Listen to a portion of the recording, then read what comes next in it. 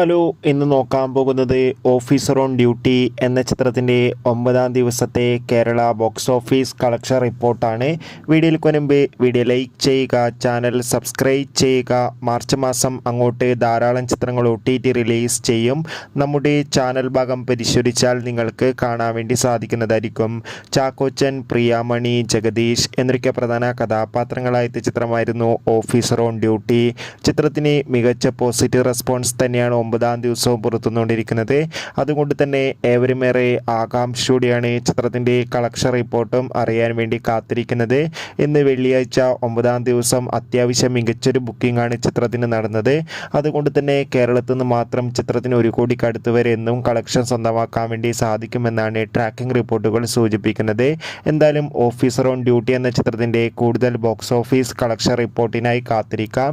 ചിത്രം കണ്ടവരുടെ അഭിപ്രായം കമൻറ്റ് ചെയ്യുക. ബൈ.